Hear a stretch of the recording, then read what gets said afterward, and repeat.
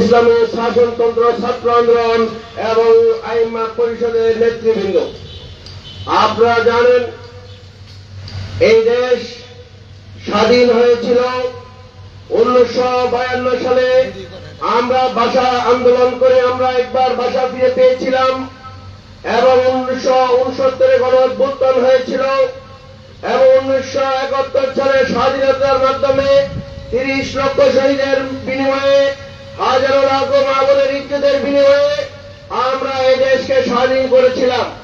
ভেবেছিলাম আমরা স্বাধীন হয়ে গিয়েছিলাম, কিন্তু স্বাধীনতার 53 বছরেও আমরা এই স্বাধীনতার সুফল ভোগ করতে পারি নাই।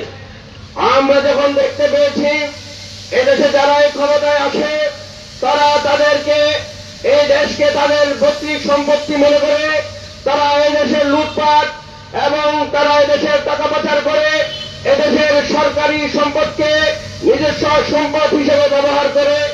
আমরা বিগত দিনে দেখেছি যারা ক্ষমতায় এসেছেন তারা শুধু আঙ্গুল করে কলা গাছ খায় নাই, তারা বটগাছে পরিণত হয়েছে। সংগ্রামী সাথী ভাই আমার, আজকের এই বৈষম্য বিরোধী আন্দোলনে যারা শহীদ হয়েছেন, যারা আহত হয়েছেন, তাদের জন্য আমরা ব্যতিক্রম ধর্মী এক আয়োজন করেছি।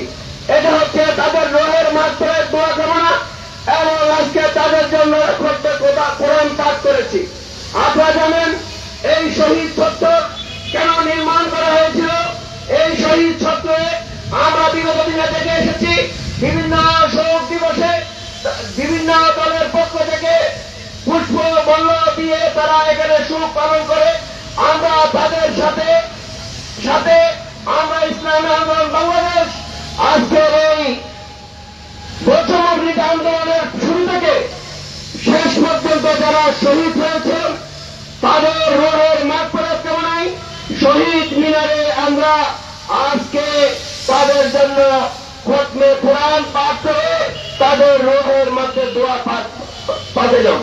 এবং এই কারণে আপনারা জানেন দোয়ার মাধ্যমে তারা শহীদ হয়েছে, তাদের আত্মের মাগফিরাত হবে। আমরা এটাই বিশ্বাস করি।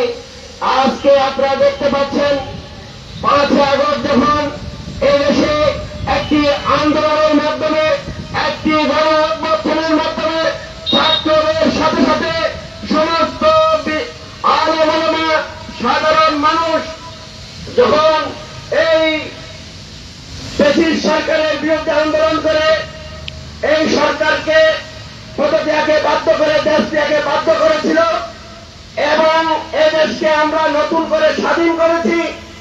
এরপর পরে আপনারা দেখতে পেয়েছেন একদল আবার উঠে পড়ে লেগেছে, আবার নৈরাজ্য সৃষ্টি করছে, আবার আগুন সন্ত্রাস করছে, আবার বিভিন্ন